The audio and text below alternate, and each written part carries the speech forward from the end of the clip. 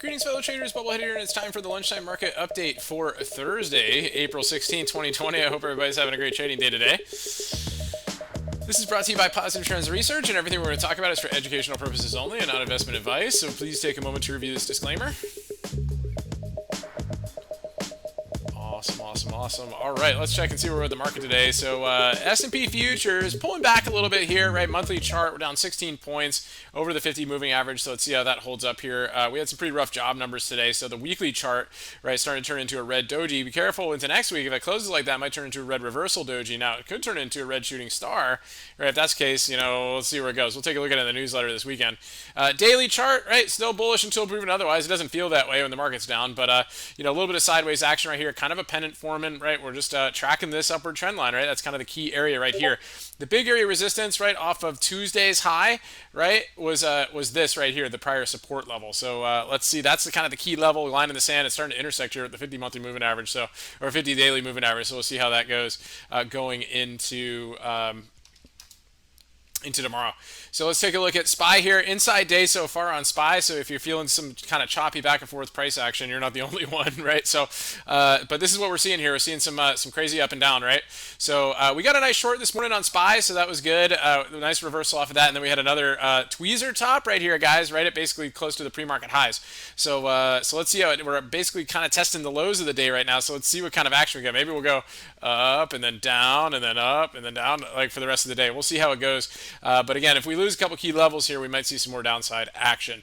Let's take a look at the S&P futures and see how they're looking at right now. Okay, very similar, down 15 right now. Again, they're kind of holding the lows as well, and so are the micros. So that is basically what we're dealing with right now, to see how these lows get handled.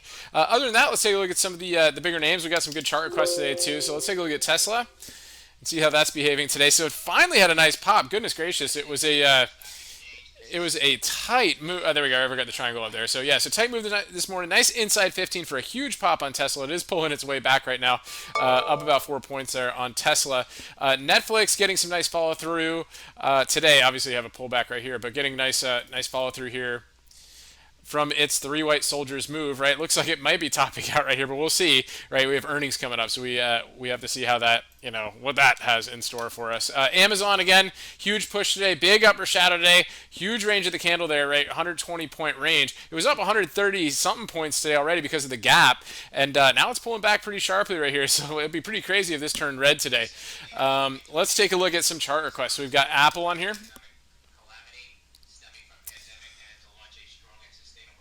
Okay, so Apple had an inside day yesterday, failed to take it to the upside and kind of pulled back in right here off of the cloud. That's what we talked about yesterday in the live stream and in the videos, right? Watch this cloud. Nice candles, right? Just watch the cloud as potential resistance, and that's what we're seeing right there. So that's what's going on here. Intraday price action, let's take a look. Again, quick move. It was one of the first ones to move down this morning. That's relative weakness, right? Came back in, couldn't get back over that 15-hour high. They gave you this big inside 15 for a nice move down on Apple. And let's take a look. What else have we got? We got Adobe.